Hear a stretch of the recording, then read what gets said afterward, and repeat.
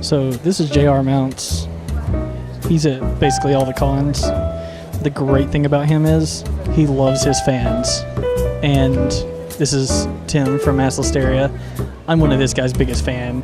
Fried Pickle Noir is one of the absolute coolest books I've read in years. He does some other stuff, Snombies. He makes some card games. He does everything himself. This is him actually. He is chatting with a guy about just following your dreams. He's just such a cool guy.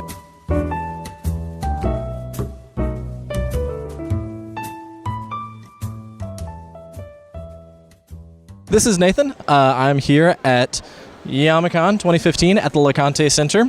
I'm here talking with j.r.mounts. JR, tell everyone out there why a pickle? Why a pickle? Because a banana was just stupid and unappealing. This is what you get. This is what you get here. All right, I'm an equal opportunity megalomaniac. You know, if we get in a pun off, this might take a while. All right. I'll steal your first one and say, if you go up against me, you're shocked. Because I know I'm stealing it. I relish that statement. That's it. All right, yeah. All right, why a pickle? All right. Literally because I was eating fried pickles at the time with my friend. And my friend goes, oh, you know what would be a good character is if you made a fried pickle a character. And bam. Really glad you weren't eating a sausage at the time. Or pudding. I will say I did create a character once called Mad Maxi Pad. I can't use him yet. You have to wait till next month? It's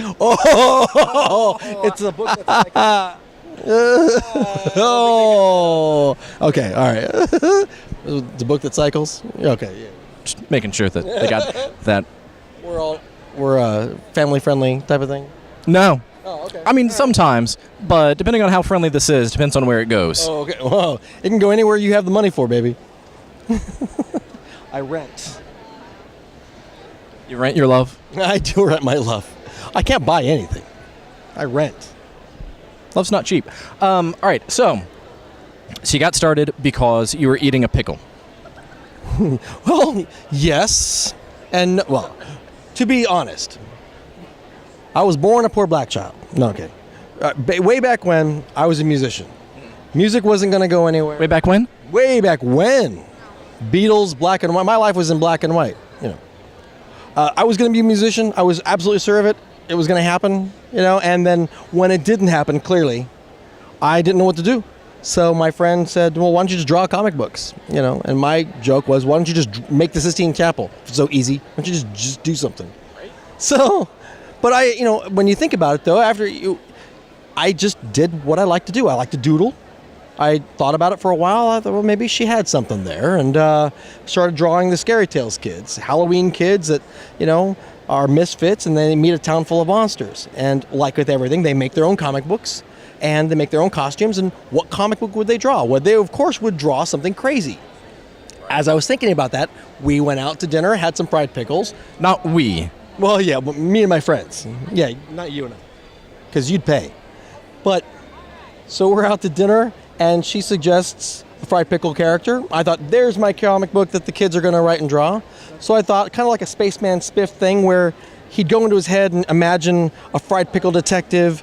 But as I kept developing the story, the shtick kept getting bigger. He's a hard-boiled detective in this seedless city called the Pits, full of grime, and it took off. It was dominoes and snowballs, and Cumbersome became reality. And to this day, he's my most popular book. I've got so much on my table, but he's my most popular book. He's the only one that you have a mannequin of. If you had a mannequin of a kid in a shark suit, then you would be Katy Perry. Copyright pending. I love both things about Katy Perry. So, what else inspired you? Like, why'd you go the noir route other than just some of the puns that built themselves? You know what? What I had to make sure of is that noir, it was very important because it was an easy visual For me, if I was going to do something funny, yes, my Scairy Tales Kids is my Charlie Brown, Calvin Hobbes Nightmare Before Christmas. Fried Pickle Noir had to have a different aesthetic. It's paragraphs and pictures, so it's not sequential art. I wanted the darkness of the noir, because the shading and the Dick Tracy type characters you can create. Oh, he's the hell raising. Oh my gosh, it's the Tiramisu. Look, it's Killjoy, the melonhead mobster. So I love the idea of all these weirdo characters in noir. And if you've ever watched any like Looney Tunes or anything like that, there's nothing funnier than sticking it up with noir. She had a face like mud and a voice like pie. She was a blonde to make a priest kick in a stained glass window. It's that kind of stuff. That's Raymond Chandler. Okay, that's classic noir. And noir, to me, is just a great vehicle for humor and for great-looking characters. And who doesn't look good in a trench coat and a fedora? Besides a pedophile. I was just going to say flashers. Flashers do not look good in a fedora. Such as Jared Fogle. Huh. So, I did not go there. Did not go anywhere near there. Camera told to go there. Yes. The cameraman went there. Cameraman today, not Adam. For anyone who might be watching this, that was not Adam that prompted that joke. So yeah, you were talking about comedy and noir. The first example that comes to mind for me is Dead Men Don't Wear Plaid. You were talking about that earlier. Absolutely. There have been so few people that I've talked to that actually know what that movie is. It was a movie that got panned in the day. I think it's one of those things that it's more brilliant in time over time, because Steve Martin, he's a classic. I mean, he's a great comedian. And Dead Men Don't Wear Plaid he was poking fun at noir, just the same way that Bugs Bunny did back in the Looney Tunes, or the Animaniacs would do if they did a noir section. But he did a whole 2-hour movie of it, and splicing old movies in it at the same time. Brilliance. So hard to do. It's an editing nightmare. But that's kind of what was also my impetus as well, to create something that was along those lines, instantly funny. I have tons of friends that do the really good, dark, tormented characters. I just can't not try to do shtick. Look, we're trying to have a conversation here, and I'm trying to joke it up all the time. That's what I do. So when the mobsters don't get paid, do they beat the crap out of someone else? Yes, that's pretty awesome. This guy's the top banana. That's pretty awesome. Yeah. It's pretty good. I'm the apple of his eye. Oh. Well, I'm going to stop. Oh, he's ready. See, everybody gets on the joke. That's the other thing. All right, let me tell you. What we're doing right now, what your cameraman just tried to mouth to us right now, everybody gets in the shtick. It's infectious. So what you're saying, we make a good pair? Oh. Yeah. You're squinting at that one. All right, what happened right now, the eye roll, the guffaw, the groan, that's currency. That's what I get with this Fried Pickle Noir. When I tell people Sin City meets Veggie Tales, crime stories for fruits and vegetables trying to bump each other off mob style in a seedless city called The Pits, starring Cucumbersome. You get the eye rolls, you get the groans, the guffaws, and that's perfect for me. That's what I want. That's my life's blood. I love it. Thank you. I will say this. The hardest thing, though, even though I'm doing shtick and it is humor, the stories have to be dead on. You still have to write a good story. So really, the challenge for me, and the thing that keeps me honest, is that I still have to write a good mystery. Yeah. I still have to write interesting characters. I try to keep it funny, for sure, but I still have to have characters that resonate. Like at some point, I will tell you this, you're going to get an exclusive. At some point, the book War and Peas will be coming up, where they fight the Nazis. Yes, the Nazi party will be coming in. They're going to put everybody in concentrated camps that isn't a protein. You heard it here. It's coming. I'm building up. Oh, it's coming. It's so bad. Such a goober. Yes, that's right. It's a peanut joke. That is pretty good. I'm a shell of a man without you. Yeah. That's what happens. I just want to go back and edit all this to all the times that you said hard shtick, so that you keep talking about your hard shtick the entire time. Hey, I'm trying to slip my pickle to as many people as possible. So the shtick it's all part of the thing. So, if we keep talking to you, will we get a good deal on some of these? Oh, God, you did that. I did that. You did that. He went there. It's a callback to something that happened off camera.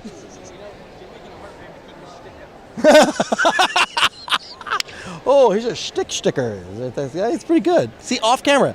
This is how I'm trying to infect everybody. If I can. Did you say affect or infect? I'll take them both. Okay. Either way, I get involved. I get inside. Either way. See, you're thinking of one right now. I really am. You can see him. He's like thinking of something. There's one. It's right there on the tip of my tongue. I know that I've got it. Yeah. No, you just gotta let it. I'm a hardcore pornographer. You just gotta come out with it. Just do. Oh. So off camera, it was, you know that you want to be with him, but you both can't elope. That's popular. That's a good one. And I will tell you this, I don't go online or look up any of this crap at all. Everything that you see here and everything you hear here, it's all from my melon. That's why it keeps me honest. Not that it's any good. He's a ready-made old man. You don't. That's right. You don't have to Google it. Pants, get off my grass. Do little kids crap on your lawn? Other people's dogs do. Yes. Well, Dogs wear pants? Well, you haven't been to Mableton. I guess they wear pants. I don't know where we're going with this. So I've already reached old man status because the other day I got home. A kid wasn't on my lawn. It was near my lawn. My first thought was, where's the garden hose? And I wish that I could say that I was joking, but I'm not. I have an alter ego called Angry Jay. I pull out every now and then. He's really more of actual Jay now. Nice Jay is more of my alter ego because I found that as I get older, I get testy, man. I'm a crotchety old dude. So what happens with testes? I get testes. I get nuts. Yes, he got it. Hey. See, I need to carry that around with me. You're nuts? Well, let's have a hand for my nuts. My hands are going to stay away from his nuts. This started out PG. We're entering Frolicon area now. We're kind of getting to that area. And we haven't used a cuss word, so that's pretty good. Yet. All right, so what more will we talk about? I don't know, what more do you want to say to anyone out there on the internet or the YouTubes or... On the Uternet. Yes. On the intertubes. On the Utertubes. You know what? Where can they find you? We'll go there, and then you can say your thing, because I interrupted you like a jerk. You can usually find me at my house. Which is... Okay. All right, you can go to scarytalesnoir.com. That's scary with an I because it's the not-so-scary fairy tales. All right, so that people don't think I do horror comic books. So go to scarytalesnoir.com or just go on my Facebook, j.r.mounts.com, or j.r.mounts.com on Facebook. Woo! Yes, I own Facebook. But congratulations on your new kid. Yeah. Yeah. So you just find me at a con, online, whatever. I've got 2 more shows, this one and JekyllCon next week, and then I'm done for the year, and I've got 2016 already prepping up, baby. Looking to come back to a lot of shows I've done this year and try some new ones. I'm hitting Los Angeles for the first time next year. Nice. Missouri, Less nice. Los Angeles, and was it Omaha? No, Ohio. Columbus, Ohio. Puns are good in Ohio. I'm hoping I'm gonna have hot puns. My folks are from Ohio, so I grew up on old man puns. Oh, yeah. Well, I come by this honestly too. Yeah. I'm 3rd generation punster.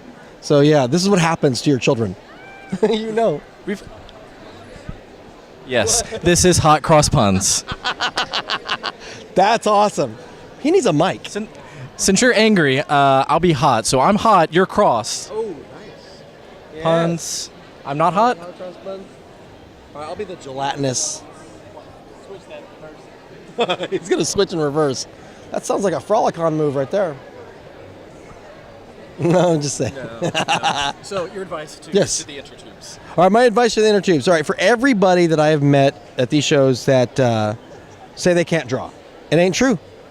Look, you didn't always drive, you didn't always hold a fork, you didn't always speak in sentences. So to everybody who wants to do what we do, and that means not make any money and fail miserably, you can do this too. You know, some people still don't speak in sentences. Quoi? Yep. Yep. True. not too long ago, I encountered my first run-on fragment. Like 4 fragmented thoughts. None of them a complete thought, not a complete sentence. Really? And you remember, that must have been significant. No, I didn't say it. Oh. Someone else, yeah. All right. Where are you from normally? Down south. Yes, down south. Way down south in Cleveland, Tennessee. I'm from Southern California normally, so the longer we talk, the more duty I get. But I'll say, I've learned the Southern vernacular, y'all. I can actually understand it now. The more duty. The more duty. Yes, the more duty I get. The crappier you talk. I have runs on sentences. I think that we just need to go ahead and flush this one away. Oh, that's good. That's good. See, this happens. This is what happens. You get it? This conversation is leaking off into the camera. No, don't cross any streams. Leaks can be a double pun, because leaks, urine, and large onion-y things. That's a innuendo. You like that? He does like it innuendo. My favorite ones. I love a good innuendo. Tim loves them. Now we're abusing the puns. So There's definitely some abuse going on. We've lost our audience at this point. They shut it off like 2 seconds in. I'm abusing my airtime right now. Your editor's gonna have a terrible time. That's me. Your boss is gonna have a terrible time editing. Oh, never mind. That's all of us. We're all gonna have a terrible time. I'm the only one having a good time. But I thank you for my airtime. Well, thank you for talking to us. Again, this was j.r.mounts with Scairy Tales and Fried Pickle Noir here at Yamacon 2015 at the LeConte Center. I'm Nathan. Bye.